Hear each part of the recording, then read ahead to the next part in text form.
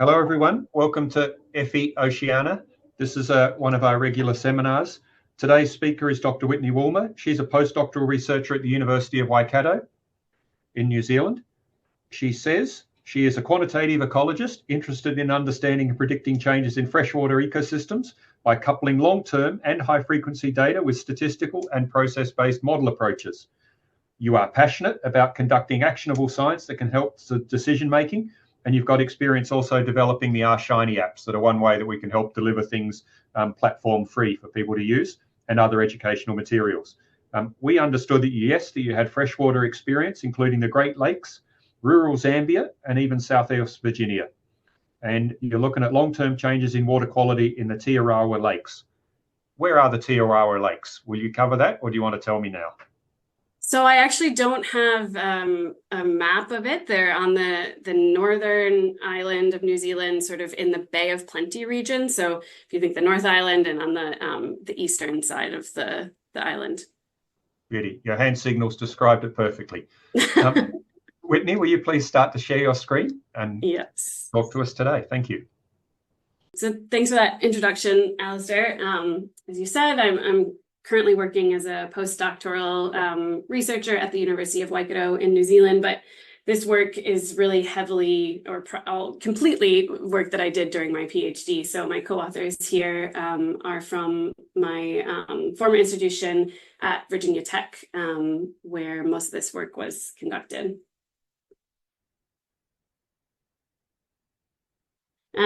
You kind of covered this, but I just wanted to sort of preface with introducing myself briefly that I'm a quantitative freshwater ecologist.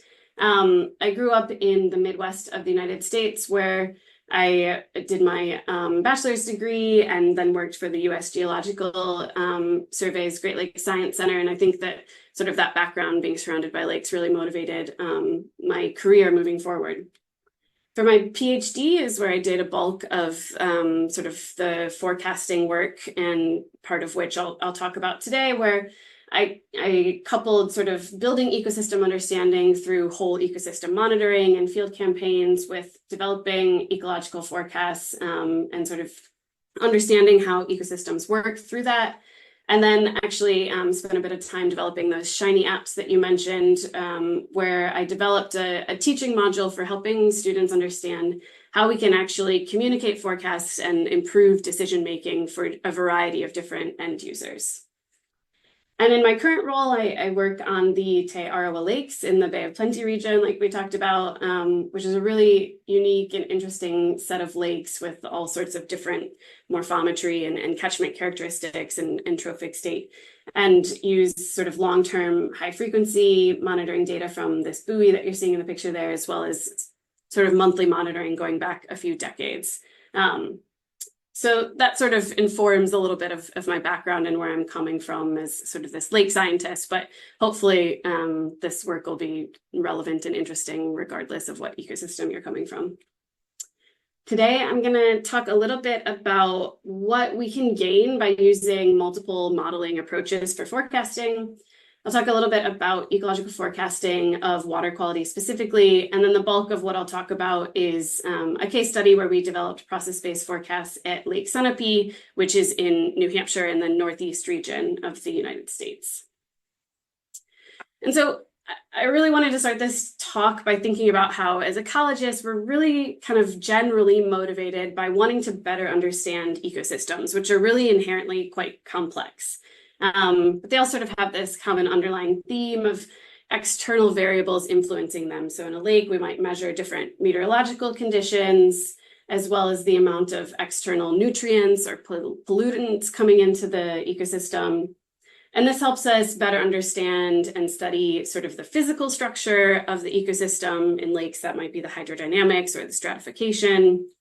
We're interested in studying the chemical structure, so that might be related to oxygen dynamics or sort of nutrient cycles and the role a lake might play in global sink or source dynamics for nutrient cycles. And we're also really interested in the biology of these ecosystems and think about things like the productivity of a lake and how that relates to other food web dynamics. And so these are just like a few examples of all of the different complex cycles and processes going on in lakes that we generally are trying to better understand. And coupled with the inherent complexity of ecosystems is the fact that they're also experiencing lots of global change. So this figure here shows, what we're increasingly aware of, which is that global climate drivers are really going outside of observed historical norms. And this is influencing things that happen within the catchment of lakes or external ecosystems that might influence your ecosystem of interest. And that also impacts what happens within the lake itself, resulting in some of these like more frequent and extreme events such as algal blooms in lakes. And so these two things together bring up this question that I think we often ask ourselves, which is how can we better anticipate and predict these complex ecological dynamics? And in my work, I've started to think about breaking this down into smaller components. So we can think about using climatology to understand how our ecosystem is changing. And so this is really just sort of that expected seasonality. We, as scientists, as well as anyone who's really lived in the world, has this gestalt about how an ecosystem or how the world around them is changing over time. For example, if we're interested in lake productivity, we know that it's going to be higher in the summer than it would be in the winter. And we can quantify this and actually use this to help us predict ecological dynamics. Another way we can think about predicting ecological dynamics is through the idea of autocorrelation, or what I like to think of as sort of the momentum of the ecosystem. And so what I mean by this is that what's going on today is already going to really strongly predict what happens tomorrow. There's a lot of momentum in our ecosystem that we need to be able to account for when we're trying to predict things in the near-term future. And lastly, we can actually represent the different processes and mechanisms that we think are going on through representing that in a model. So for example, if we want to predict, again, lake productivity, we might measure the amount of solar radiation coming at the lake. We might measure the amount of nutrients that are available for algae to take up. And we might also want to know what type of algae there are, what type of species and their different tolerances or preferences for growth. And so these two on the left I want to emphasize are typically what's considered null models. So they're these more simplified approaches to predicting complex ecological dynamics. But using these modeling approaches together can help us quantify how much information one model is providing over another one. It's increasingly acknowledged as sort of a forecasting best practice to use these null models. And it actually helps, it's been documented to help improve our predictions by having these multi-model ensembles. So here's an example done by Olson et al., where a forecast with process models as well as some of these null models included actually was better at predicting, in this case, water temperature than simply process models alone. Comparing across modeling approaches allows us to compare predictability across ecosystems, across time, and across different variables. And importantly, it tells you when your model is actually not giving you more valuable information. So if you put together a really complicated model, but it's actually not better than this simple model, that helps you really make these important decisions that might be resource limited in how you expend your energy in predicting.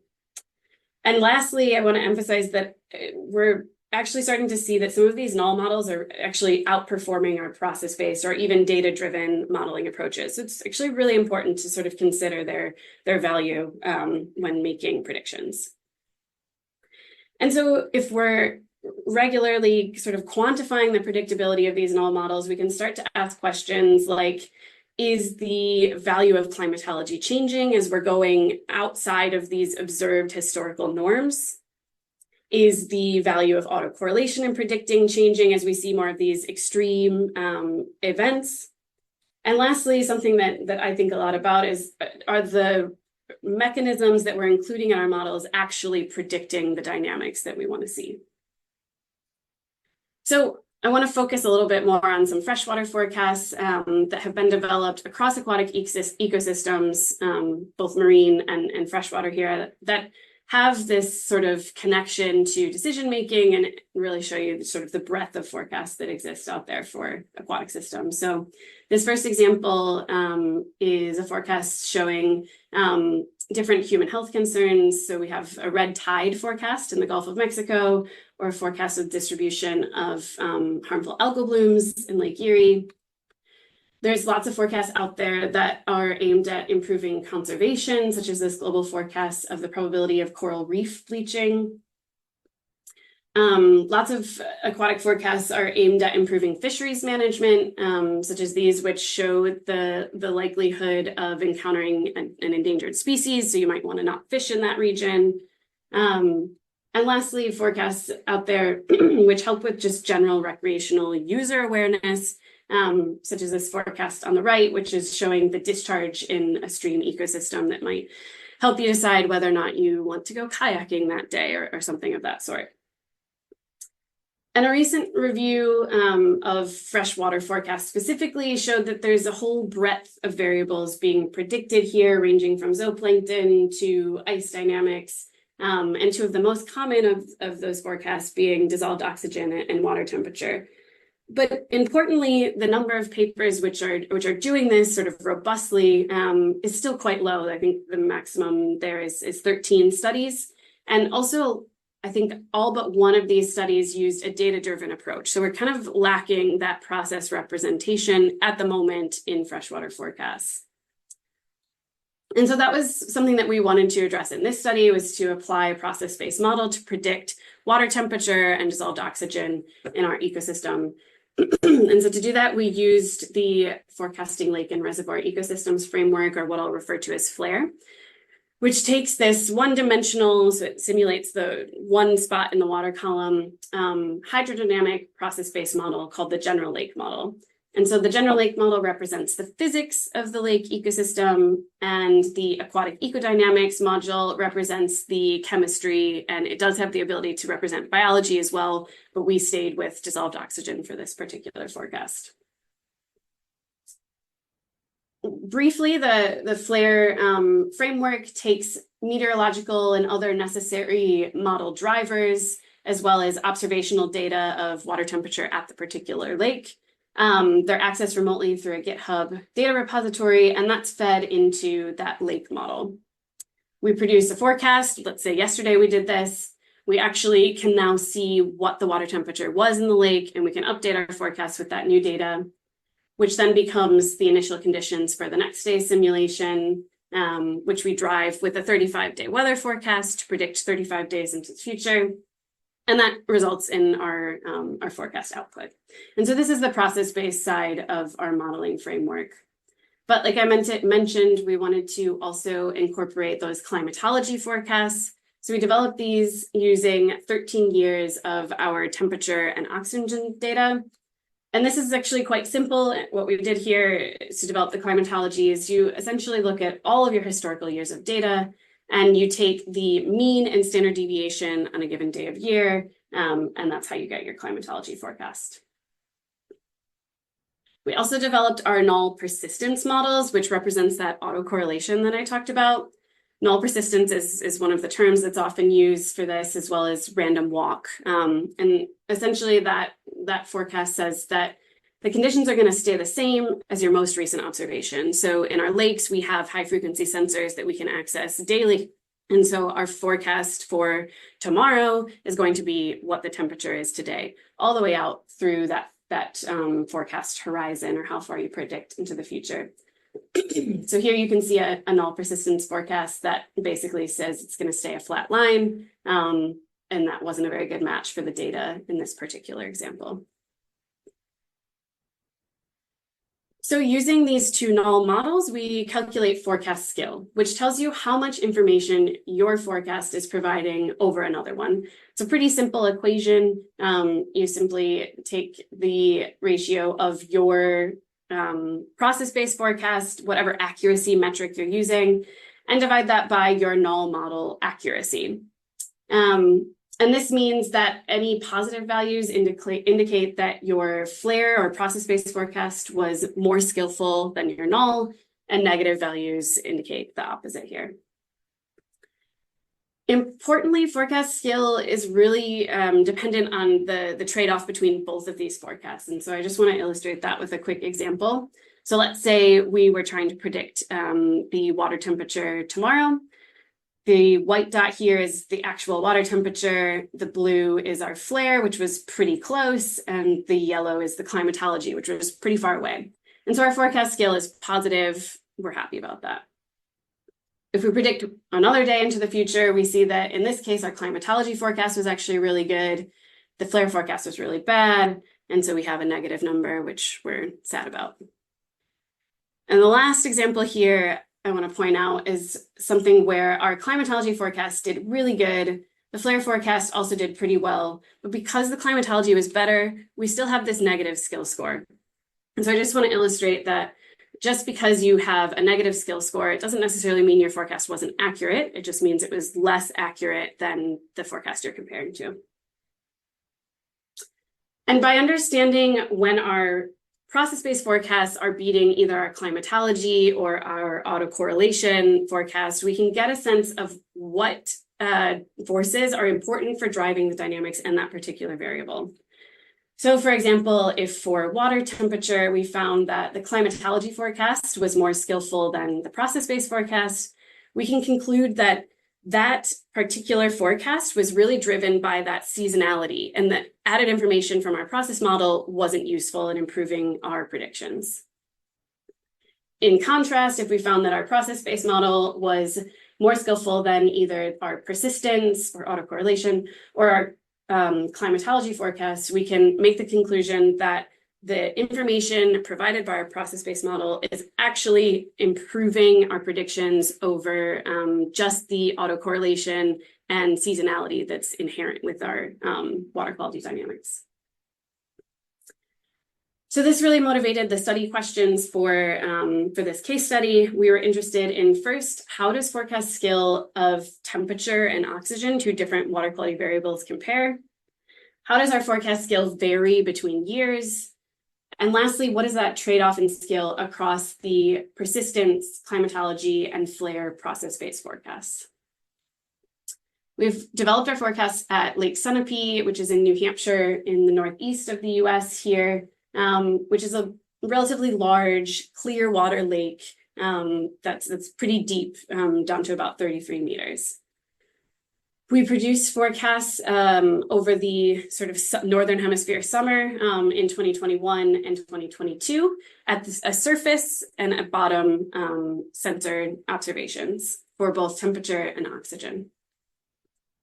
And I want to just take a second to acknowledge the Lake Sunapee Protective Association, which is the lake association that has deployed the high frequency buoy in the lake. They maintain it. They do monthly monitoring, and they're really motivated to understand changes in water quality in the lake and interested in using these forecasts for decision making. So we held a workshop where we took our really ugly forecast here, visualization, and found ways that we could improve it for understandability, as well as improve it and turn a forecast of, say, water temperature into something that was actually useful for decision making. So we came up with this metric of swimming suitability based on workshops with community members.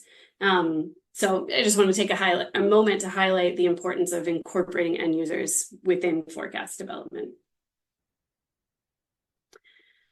I'm going to give a mini little limnology lesson here just to illustrate sort of what we might be looking for across our different water quality variables. So here we have a lake which is experiencing maybe sunlight or wind mixing that ultimately results in warmer surface waters and colder bottom waters. And you know this if you've ever jumped into a lake in the summer, it's much colder down below. And what this means is that that warmer surface water is actually not interacting with the bottom waters. It develops this really stratified water column, which means that the surface waters are warm, bottom waters are cold.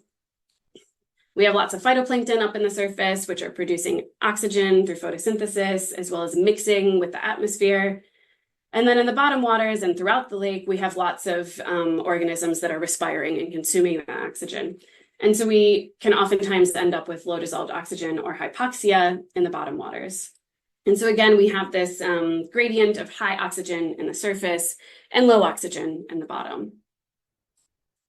In the fall, we can see cooling of these surface waters that actually leads to homogenization of temperature and mixing throughout the water column. And this can be a really important water quality event in lakes that we want to be able to see how well we can predict it and how it influences our forecast stability. Okay, so we developed forecasts at a surface and a bottom depth in the lake, which follows those two gradients that I just mentioned. And that's what we did over our 2 summers.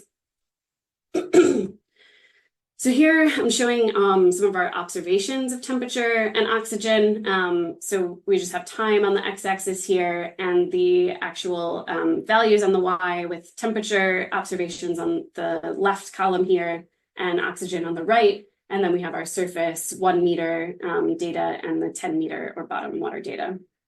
And so what you can see is that we certainly have that expected warmer surface waters, well oxygenated, cooler, less oxygenated in the bottom waters. And the square here is representing that mixing event. And so what was kind of interesting is we saw different dynamics in the effect of mixing on our observations between the 2 years, where especially in 2021, the blue line, there was a lot more variability leading up to turnover, especially in some of these, the bottom waters in oxygen and temperature. And so we were interested in how does that actually affect our ability to predict these dynamics. First, I'll dig into how forecast skill across temperature and oxygen compared. So on this figure here, the x-axis is now our forecast horizon, or the days into the future, which we're predicting. And the y-axis is the continuous ranked probability score, which is similar to RMSE. It's just a metric of how well it compares to the observations. And what we see is that for both temperature and oxygen, we decrease in our ability to predict over time, but overall we're doing a pretty good job. 1 degree Celsius here and about 0.8 milligrams per liter. But in order to actually compare between those two, we calculated our forecast skill. And so that's what I'm showing you here on the y-axis. And so I think first what I want to highlight here is that across either our solid line, which is the climatology skill, or the dashed line, which is the persistence skill, the orange is always higher than the green. And so that tells us that our temperature forecasts are actually, we're better at predicting temperature than we are at predicting oxygen in this ecosystem. And we can say that up to at least 11 days into the future for temperature and just about 2 days into the future for oxygen, we can beat this null model. The other thing I want to point out here is that the skill of climatology forecast tends to improve over the forecast horizon, where the skill of our persistence forecast tends to decrease. So that's just showing that the value of the climatology is better further into the future, but that autocorrelation is actually more valuable at shorter horizons. Okay, secondly, we can talk about how forecast skill varies between years.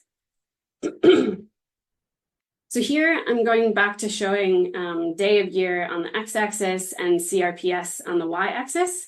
And this is actually the forecast skill for forecast 21 days into the future. I just picked one of our forecast horizons to highlight. But what you can see is that one, our CRPS, or our ability to forecast, is variable over time.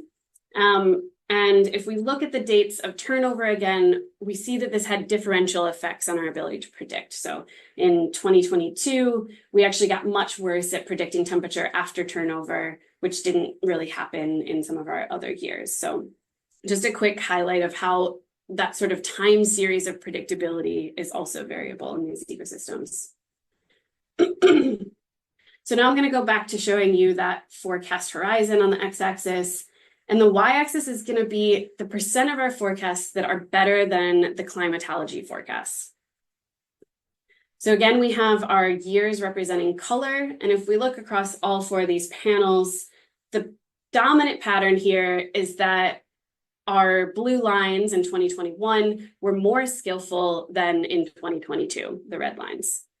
And we sort of were wondering why are we seeing this really quite distinct pattern in predictability across years? And we looked into the data and found that in 2021, our observations were actually more variable than in 2022. And so we measured this through both permutation entropy as well as standard deviation of the observations. And I want to highlight that I think this comes out really clearly in this example. So if we look at our bottom water, oxygen, you can just visually see the blue line here is much more variable than the red line. And what that means is that our process-based forecasts were better than the climatology in years that were more variable. But we saw a really opposite pattern for our surface water oxygen dynamics. And so I want to return to the observations to explain that as well. So in 2021, our observations for surface water dissolved oxygen were pretty typical, but you can see in 2022, the red line, dissolved oxygen was a bit lower than the historical norm.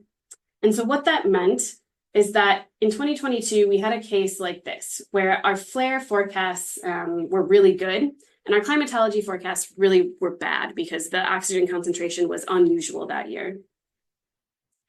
In contrast, in 2022, we had this situation where our climatology forecast was really good and our flare forecast was really good, but relative to the climatology, it did much worse. And so this just really highlights how the trade-off between the two models is really important to consider when you're interpreting forecast skill. Overall, though, what we found here is that our skill was higher in years that had these more unusual observations, really highlighting that process-based models can incorporate information that these climatology models aren't able to. And especially as we get further away from these sort of historical norms, it's important to revisit how valuable these climatology models are, or rather how much more information our process-based models can provide. For the last question, I'll dig into the trade-off in skill across the persistence, climatology, and process-based forecasts. Okay, so here I'm showing forecast horizon on the x-axis, and now the y-axis is the percent of process-based forecasts that are better than either of the nulls. So if the process-based forecast was better than both, you'll see it in yellow. If it was only better than the climatology, you'll see it in this limey green. Only better than persistence, it'll be in this more teal green. And if it didn't beat either null model, it'll be in purple. So if we take a look at one of our forecast variables, we can see that we have a pretty good proportion of yellow here, which is nice, especially at these lower horizons. Our forecasts are beating at least one, or if not both of our nulls most of the time, which starts to decrease as we get further into the future. We see a relatively similar story for bottom water temperatures, although there's a bit of a trade-off between both the climatology and the persistence models here. And for surface water oxygen, we are fewer of our forecasts are better than both models, and we can disentangle that by further horizons. We're more likely to beat the persistence than the climatology, which is something I touched on briefly before. But I think the really interesting one here is that if we look at our 10-meter oxygen forecasts, we find that most of the time we're not beating either of the null models. And so what that allows us to conclude is that the process information represented by our model is actually not adding anything over the autocorrelation or the climatology, which is already incorporated in our two null models. And so in order to predict these dynamics, we might not actually need a process-based model. Okay, I'll just run through a few conclusions and take-homes. We found that our temperature forecasts were more skillful than our oxygen forecasts, which indicates that, at least in this ecosystem, these physical water quality variables are more predictable than our chemical water quality variables, which is really interesting if we sort of think about that increasing complexity across physical to chemical, potentially someday expanding into biological as well. Secondly, we found that high variability in our target observations increases the importance of our process-based models over a climatology approach alone. And lastly, we found that our surface temperature and surface oxygen and our bottom temperature dynamics were really improved by including, or our forecast of these dynamics were improved by including that process representation. But our bottom water oxygen dynamics were often better predicted by just having that seasonality and autocorrelation alone, rather than including that process representation. And so that's really important, I think, for knowing when you might need to add a process-based model on top of this information that we already have readily at hand. Sort of looking forward with some of these conclusions, I think it's really important to continue benchmarking our forecast skill across ecosystems, across not just one ecosystem, but across many other ecosystems, whether that's other lakes or other terrestrial systems, marine systems, and across time, different spatial regions, and using different models. We know from a recent review by Lewis et al. That the number of near-term ecological forecasts is increasing, but the use of null model comparisons is actually slightly decreasing. And so hopefully this has kind of shown some of the ways in which using these null models can be really valuable. I think it's really important to continue disentangling the effect of this observational or ecosystem complexity on our forecastability. And there's some really cool work that's been started in this arena by Pecci et al., where they looked at that sort of effect of permutation entropy or like complexity of observations on your actual ability to predict. And so continuing to build up our understanding of this will be really cool for looking across ecosystems and variables as well. And lastly, I think it's really important to use these null models to re-examine what model structure we're including to better understand why our models might be failing. So the lake that I just talked about is a really clear water or oligotrophic lake, really low in nutrients and low in sort of like algal concentrations. And so if we were to apply the same approach to a eutrophic or high nutrient lake, would we see the same thing? Do we need to include the same pieces within our model structure? Overall, hopefully, this sort of case study has helped demonstrate the value of using these multiple modeling approaches, getting a better sense of how the value of climatology is changing, when it's useful, how autocorrelation importance is changing, and whether we're including the right things in our models. With that, I'll just say thank you to my co-authors and colleagues from both Virginia Tech as well as the University of Waikato here in New Zealand for supporting this work through to today. Yeah. Great. Thanks very much, Whitney. Thanks. We have virtual clapping only, as you know, on virtual cameras, but I can hear it from my office.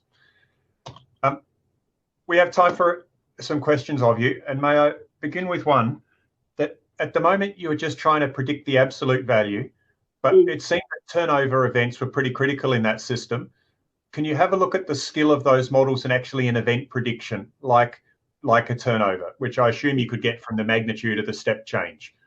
Yeah, that's often exactly. of great interest to decision makers as well. We're not concerned about the absolute value, but when is the system going to change? How did you consider events in your forecasting? I actually have a figure on that I can share you. Are you still seeing the presentation, but just different slides now? Yes, we're seeing the time series that you're showing here. Yeah. Awesome. So this is a time series of the percent chance of turnover. And on the x-axis is the days before turnover. So you can see in 2021, we were able to predict turnover with variability before it happened. But in 2022, the black horizontal line is 50%, which we considered if you went over 50% chance, you predicted it. But in 2022, we actually never exceeded that. We didn't dig into this too much, and I do agree that it's actually a really important thing to consider.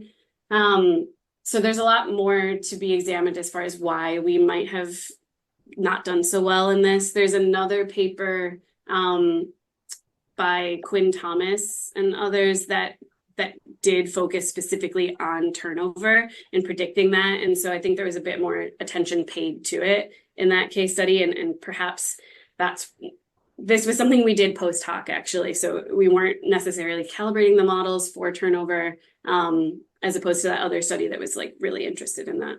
Yeah. Yeah. And so then the skill metric that you've got out of an event-based prediction, can you tell me what you would use? Here it looks like the skill is 0 on the right, and is it the number of times it crossed 50% on the left? So is a skill measure 5? Or how do you create an event-based skill measure? Yeah, that's a good question. So I guess you would have to, so this is actually the days before turnover, and on that particular, so let's say 2021 turnover was, I don't remember, let's say it was October 3rd. This would be the forecast on October 2nd, and so on. And the percent of our forecast ensembles that predicted that the water temperature would mix. So I think in order to calculate a skill metric, you'd have to do the same thing with either your persistence or your climatology forecast. So what date were the surface and the bottom water temperatures the same, if that makes sense? So I can't comment on what the skill metric would actually be, because we didn't calculate it, but that would actually be really interesting. I hadn't thought about that before. Oops. Thank you. I invite any of the other listeners with any questions for Whitney. Can I ask one, please? So, Whitney, thank you so much. That was really interesting and very thought-provoking, especially the use of null models. But I'm kind of reflecting on, so your comparison, like your metric of performance is really how does it compare to those null models? Mm-hmm. But what happens in the situation where the null models are terrible and your model is also terrible? Do you need to combine this with an assessment of the performance relative to observations as well? Yeah, that's a really good point. And we do talk about that in the manuscript a bit, about how you kind of need both of these things. Like you need to know the actual accuracy to inform any real decision making that might happen with the forecast, and sort of like the actual interpretation of it. So that would be that metric of like CRPS or RMSE, how does it actually compare to the observations? So yeah, you certainly would need to take both of these as different types of information that you're getting from the forecast evaluation. Yeah. Yep. Yeah, cool. Thanks. Mm-hmm. Please jump in, but I just like to go a second time. In that particular study, you only had one time series that came from a single instrument. So I can ask you to just speculate. Could you also use your model to evaluate where you get the most value from observations? So maybe the middle of the lake was hard because the water's deepest there or something, and you would be able to get better model forecasting skill if you had your observations, and therefore your model forecasting either in a shallower region where the effect of the processes were stronger, versus the climatology, which might be stronger in the deep part of the lake where you've got lots more inertia in the water system. So how does where you take the observations affect your judgment of the skill of your model? Yeah, that's actually a really interesting question of like, would the skill of the null model vary over space? It's kind of a common problem in lakes that we only really collect observations in the center of the lake. So it would be, in most situations, hard to develop forecasts at the sort of nearshore regions. So first, it would require that you have those observations, but I think you're probably right that like the productivity is probably going to be higher in some of the nearshore regions. And even in this lake in particular, we do see algal blooms in the nearshore, but not in the center of the lake. And so that might lead to, a better importance of the process information if we had the observations to like build and calibrate a model. So yeah, that would actually be super interesting to compare that. Yeah. Yeah. Has anyone online had the ability to test forecasts where you've got multiple observation streams?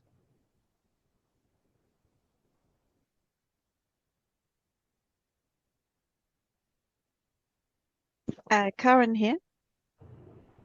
Hello, Karen. Yes, please. Yes. I've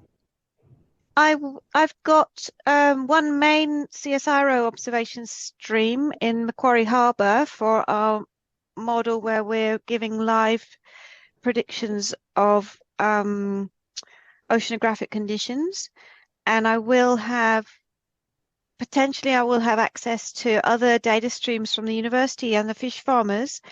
However, the problem with other people, third-party data, is they're collected by different researchers for different purposes, and they are not providing at the moment a quality controlled data set. So anyway, I might be able to in the future. I mean within the next 6 months, but I'm not sure yet. So how would you have answered that question, Karen, where you think that we typically put in lakes, the sensor in the deepest, part of the lake, it's easier to put the mooring there compared to in a shallow area. Do you think where variability is higher, closer to shore, you would have process models more easily beating persistence models?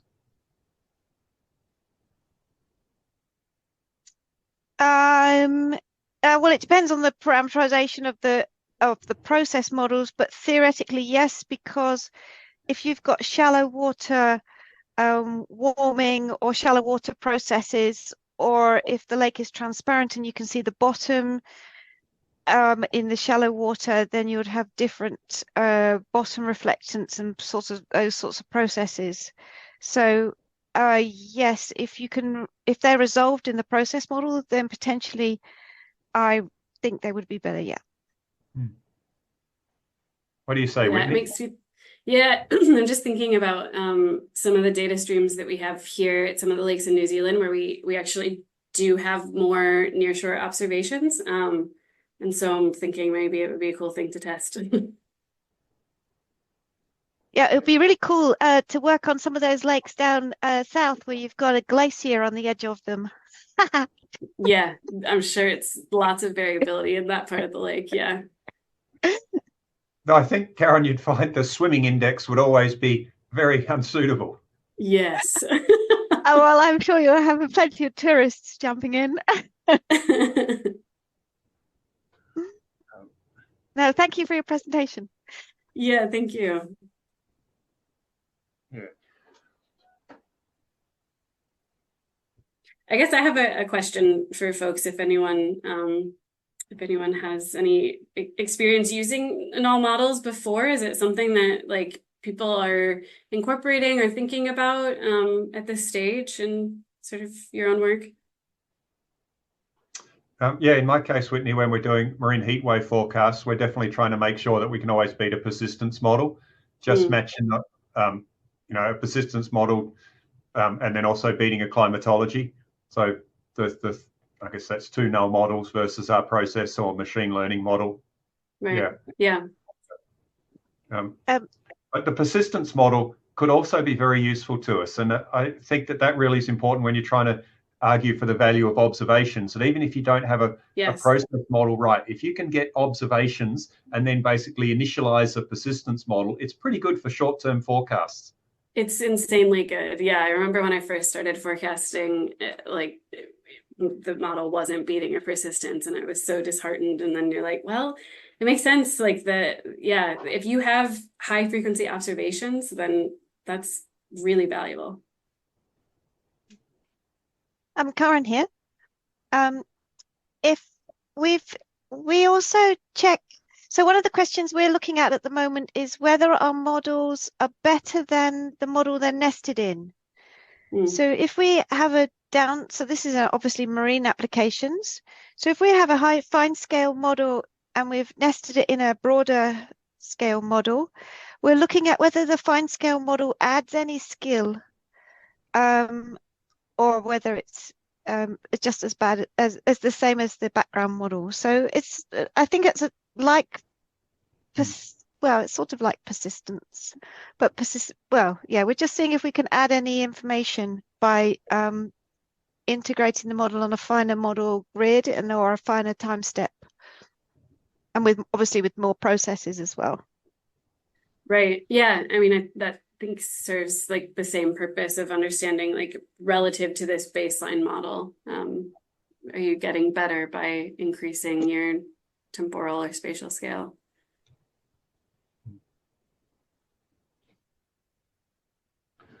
I just finished with one, and then we'll close up, unless anybody says I've really got a burning question after my third one.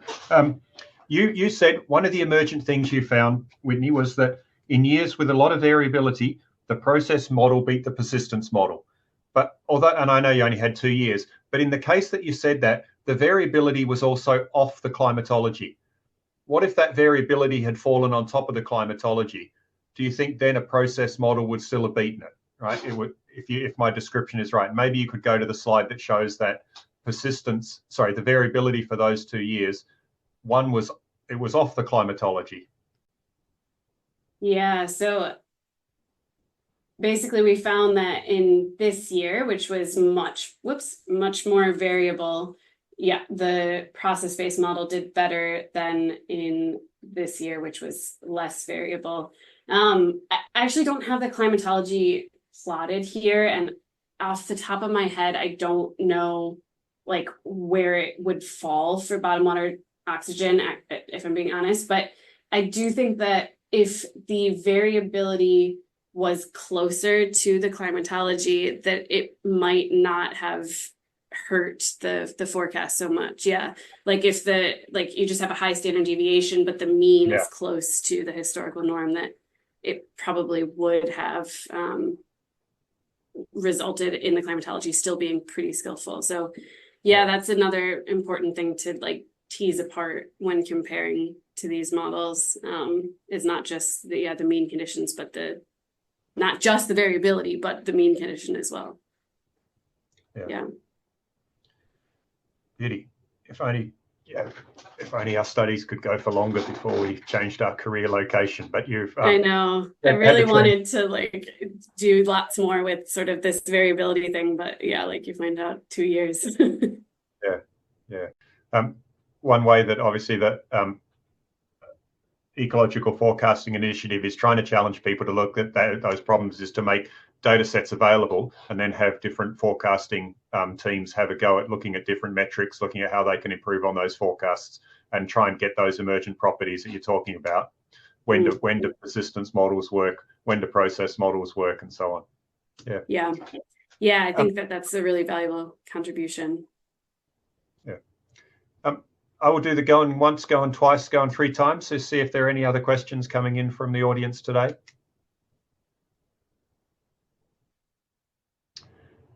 Whitney, thank you very much for the efforts and you've spent in putting together the presentation and talking to us all today.